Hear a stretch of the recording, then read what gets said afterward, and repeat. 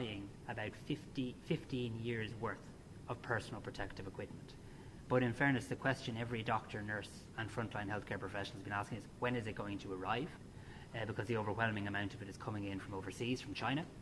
So I am pleased that the Aer Lingus flight, the first of many, many flights, is now on its way to China. The PPE is there and ready to be collected, and that first flight will arrive in our country tomorrow afternoon. This will enable the HSE to start distributing the extra personal protective equipment from tomorrow evening and to get it out across our health service as quickly as possible.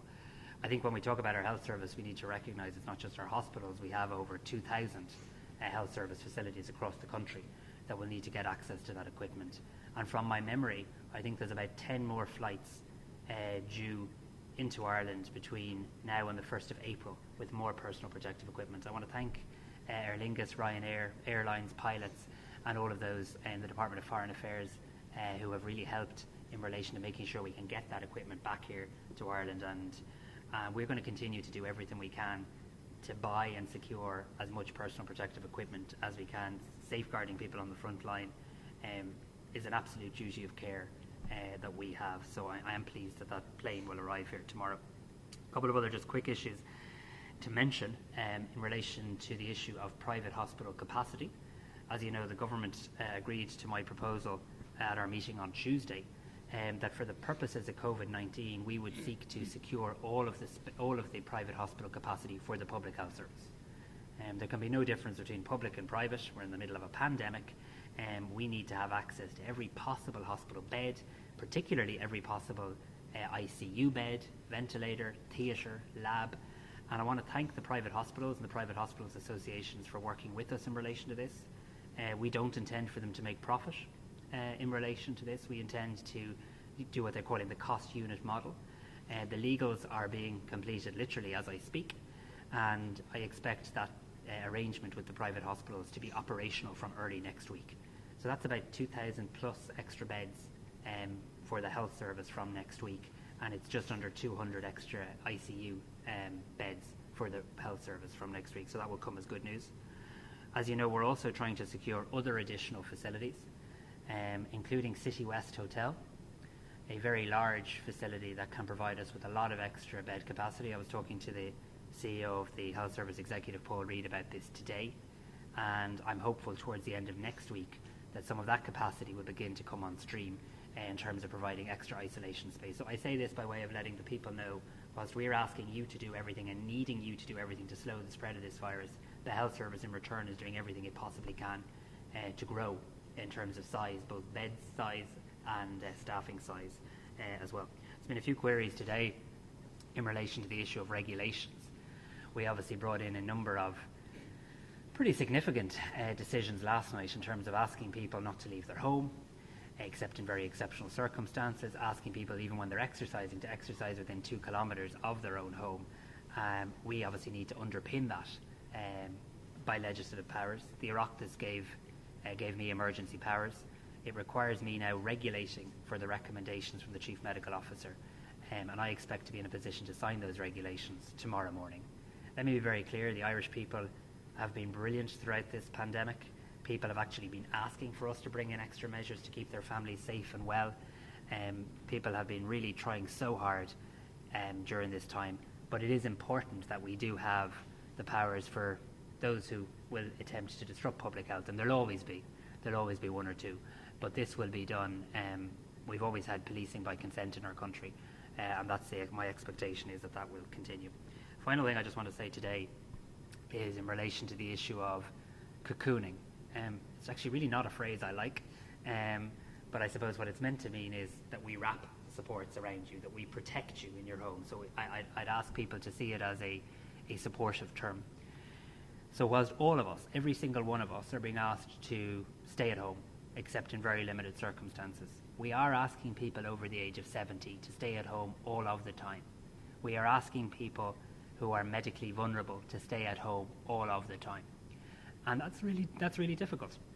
Whilst you or I or many people watching this programme can still go to the shops to buy our groceries, we're asking older people not to do that. And we're doing it to protect them. We're doing it to keep them safe and to keep them well. But that does mean us doing different things. It means us making sure we can support them.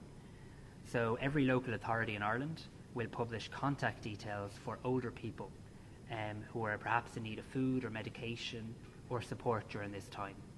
From Monday on Post, we'll start a process where postmen and women across the country will check in on older people, respecting the social distancing and the public health. And I really want to thank the postmen and women of Ireland for this. This didn't come from the government, it didn't come from management. This was something that came literally from the postmen and women in our communities. So they'll start that as well. And also the Alone helpline is now in place too. I want to thank them, where any older person or person who is medically vulnerable can call if they need assistance. But my message to the people of Ireland is, whilst we have to keep our distance and we have to stay at home, we can still leave a bag of food on the door of an older person. We should still pick up the phone and check in on older neighbours and check in on vulnerable people in our community. And my message to older people who are asking to cocoon is we will not leave you alone during this period of time. I know that Ireland, Team Ireland, the mehel that we're seeing around our country already, will make sure that you're safe and secure. And I also know, and I have to say this because 70 is not old. So a lot of people are, a lot of people in their 70s are now fit and well, and they're saying, what the hell are you doing telling me to stay at home? To be very honest, we're telling you to stay at home because the evidence is, once you go over that age, you are more likely, if you get the coronavirus, to be seriously ill than somebody my age. So we are doing it for your safety, we are doing it for your protection, and if we get through these next 2 weeks together, we're all going to reap a benefit for our country, and that is the benefit of saving lives. Minister, could you outline why you're taking the measures in terms of the ICU capacity, what you're going to achieve, where you're going to see those effects, and how long these kind of measures are sustainable? Yeah, thanks, Orla. So just to start with a positive, because I think it's very important that the Irish people know that the efforts that they're making already are assisting.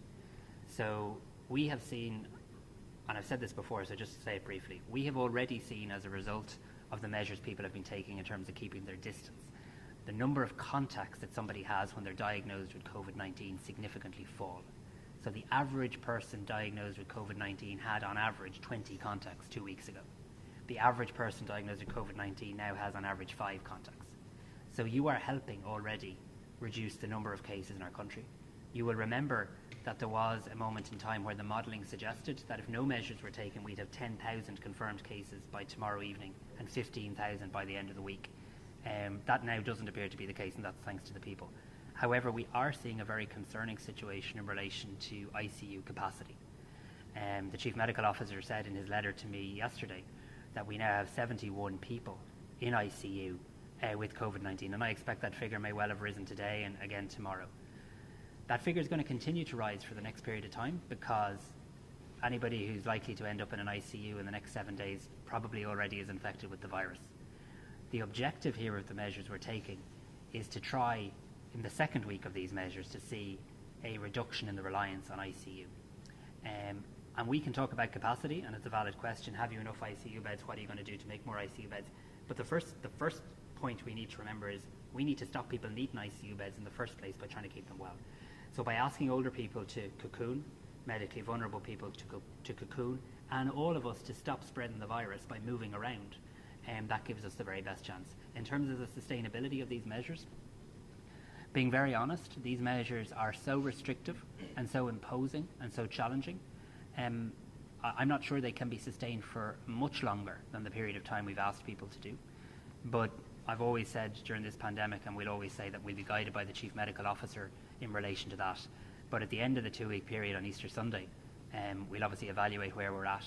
I need to be very clear, we're not going to get to at the end of 2 weeks and say everything is fine, far from it. This is going to be something with us for quite a period of time, potentially many months. But you would hope to see some progress by the end of the 2 week period. Minister, you expect to have the regulations finalised by when? What type of sanctions do you expect to break any of the restrictions that were put in place last night? So the regulations, ministers can only obviously make regulations that are compatible with the law passed by the Oireachtas. So the law passed by the Oireachtas allows for a penal offence, whereby a member of An Garda Síochána could detain or arrest and ultimately pursue through the courts somebody who defies the public health advice. I always have to quickly follow those comments by saying it is not my expectation that that's the road we're going. We have seen, without any legal basis, businesses close, pubs close, parades cancelled, rugby matches called off, people being allowed work from home, businesses closing. So the cooperation from people in this country has been incredible. And it's been incredible because they're not trying to help the government, they're trying to help their families and help their communities. So I expect that's likely to continue. There will always be, as we know, in every country in the world, somebody who will decide that they know better than the public health experts how to contain COVID-19. And that won't be tolerated in our country. The Oireachtas had a very clear view on that. I have a very clear view on it, and our medics do as well.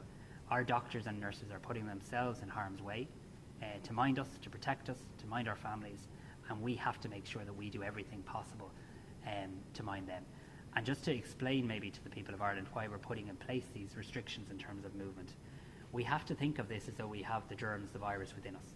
And it's quite likely that many people do. Highly likely many, many people in this country have the coronavirus. They may not know for a number of days.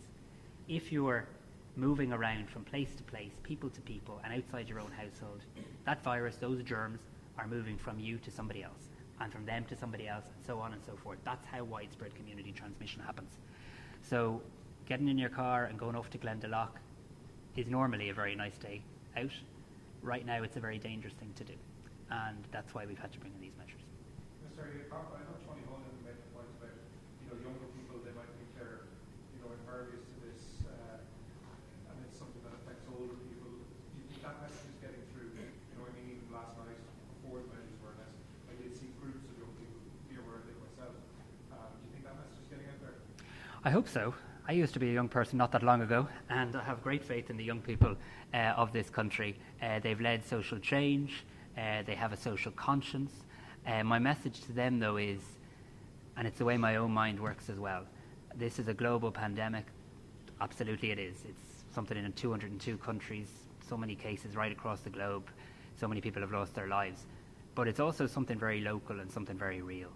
It's something that can affect your family, your mom, your dad, your granny, your granddad, your friend up the road. And it's not just an older person's condition. You'll see from the figures that we publish that sadly some people have lost their lives who are by no means old.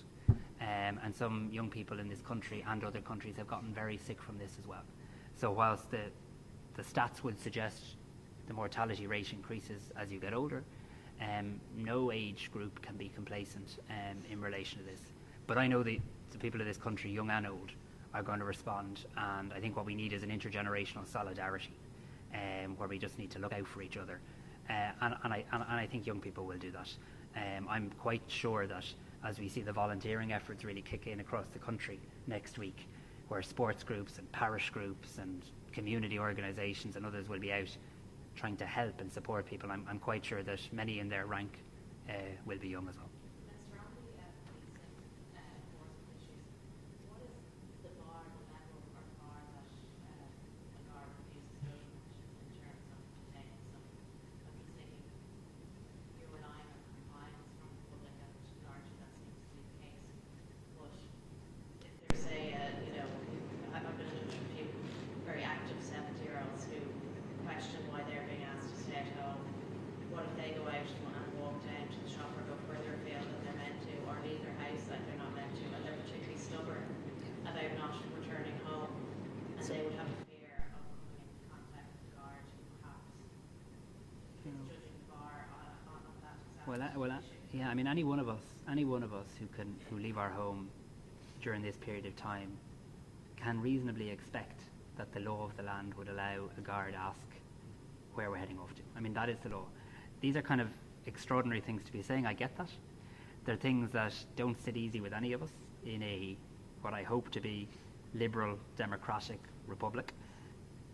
But it is an emergency. So we're going to, and the Garda Commissioner is the authority on this and the person to speak about this, but it's very clear that the guards will do what they always have done in this country, which is police our country with the consent and support of the people. But it is clear that public health advice, the Oireachtas, so there's a democratic underpinning to this, the Oireachtas, the people's representatives, have decided for a period of time in an effort to save lives and make sure we don't go the way of some other European countries in terms of levels of mortality, that public health is now something that needs to be enforceable, that following public health guidance is something that needs to be enforceable. In terms of Gardaí and how they operate, it's a matter for the Minister for Justice and the Garda Commissioner, but what I do know is the Gardaí will use their discretion. I also know that when a guard meets someone on the street, their first instinct is not going to be to detain the person.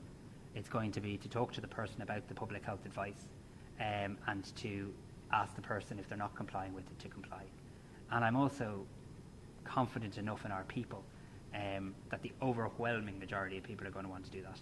And the last point I'd make is, can we please remember, at a time when we're asking everyone else to stay at home to stay safe, the Gardaí are going out every day, which is a risk to their own health.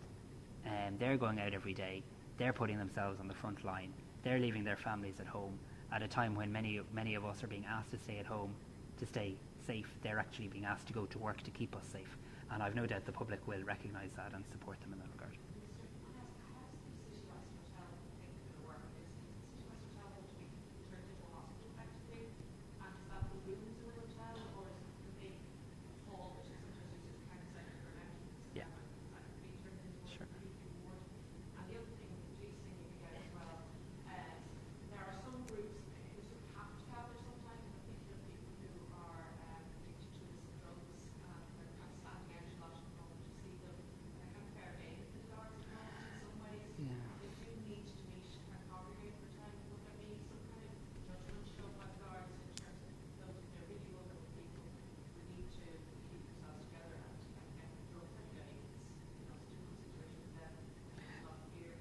So I had actually intended to talk to my own office about this. I had intended to do it in the days just gone by, and I just hadn't had the time yet. But I intend to reach out to some of the organisations working with people in that area. I'm thinking of the Merchants' Quays and Sale and the likes, and I'll be doing that early next week.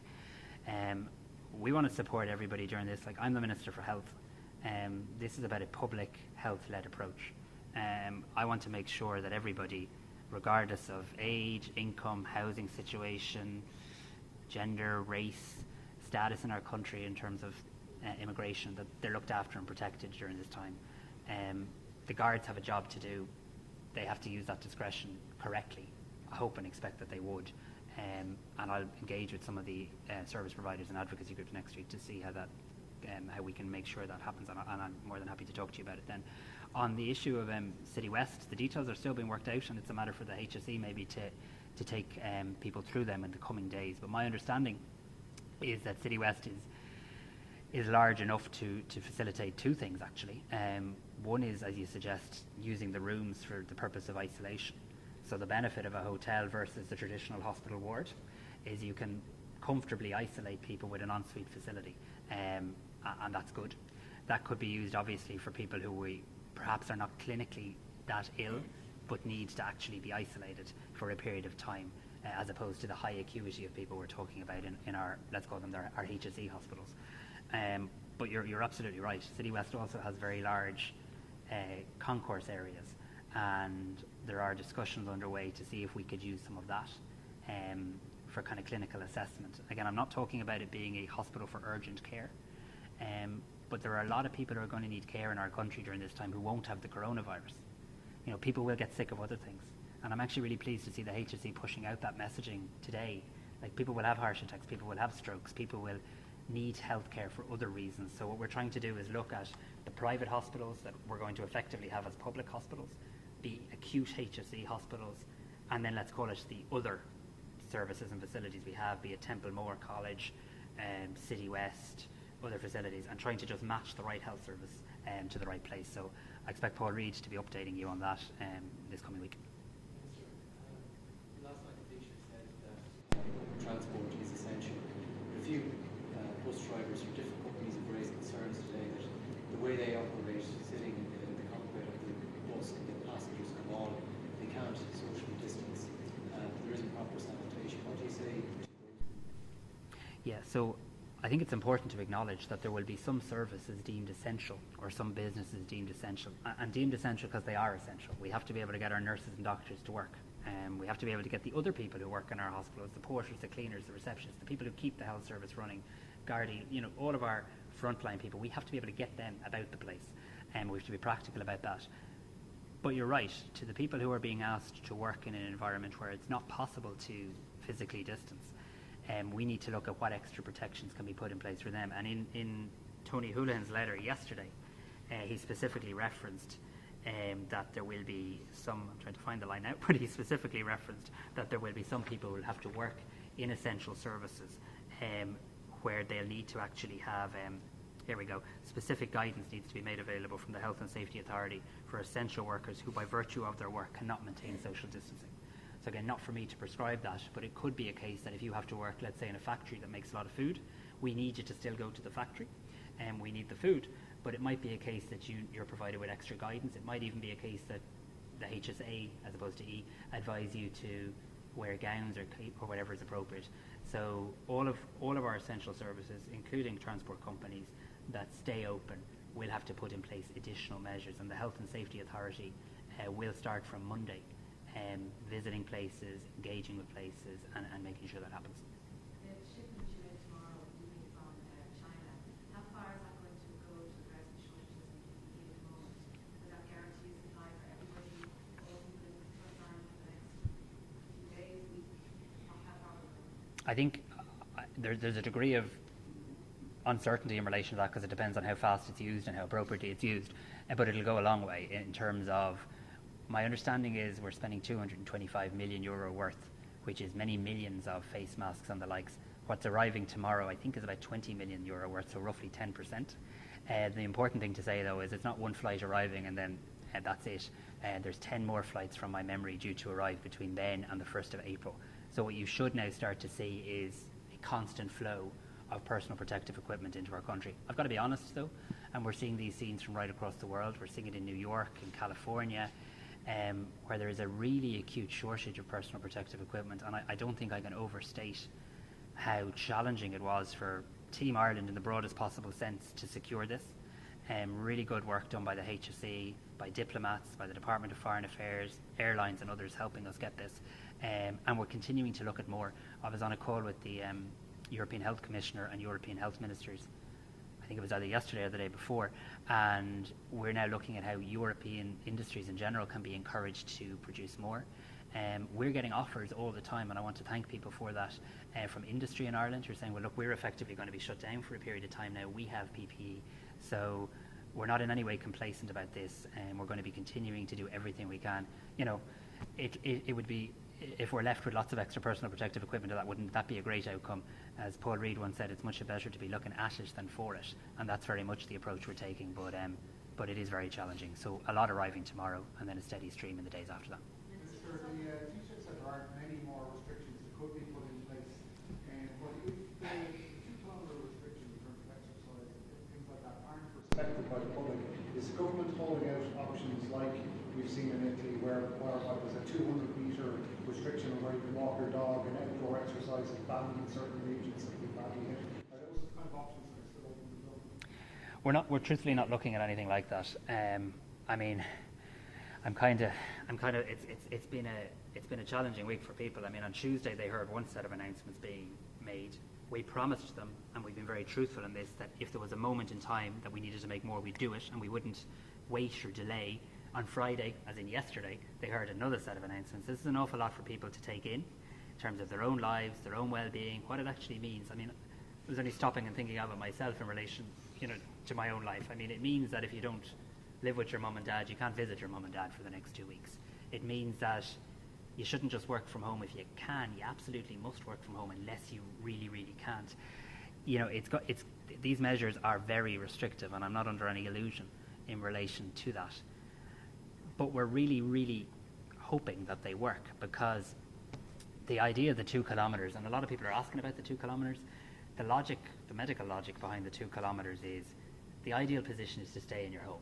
If you stay in your home, you can't pass on the germs beyond your home. If you have to leave your home, the closer you stay to your home, the better. So obviously, exercise, getting a walk, getting a run is good for your health, good for your mental health, something I fully support as health minister. But the closer we can keep that to your home, the better. But I think this is pretty restrictive. We don't rule anything in or out because this is a fast evolving global pandemic. We'll always follow the advice of the Chief Medical Officer and the National Public Health Emergency Team, but there isn't another set of measures that we have in the top drawer. This is not a drill, this is it. And this is the moment where we're asking everybody to really double down now for the next fortnight. And all of us hope and work to make sure that it has the impact it requires.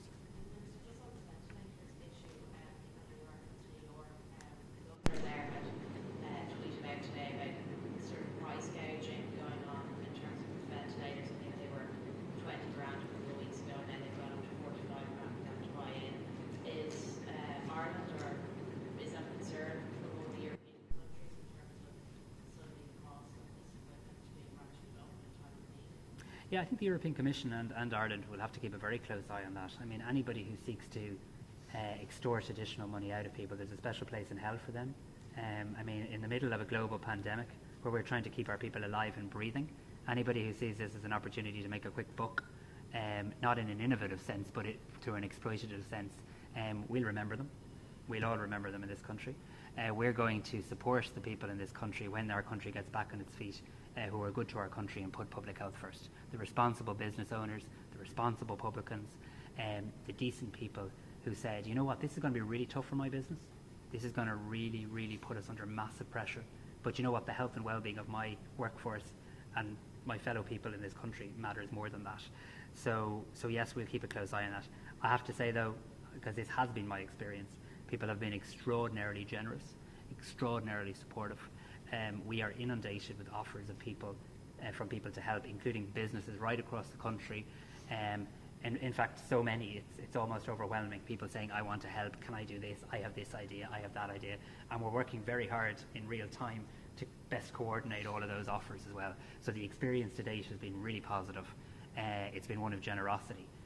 But if we were to see that, which I haven't, we'd remember them. I read your guide is very useful. Yeah.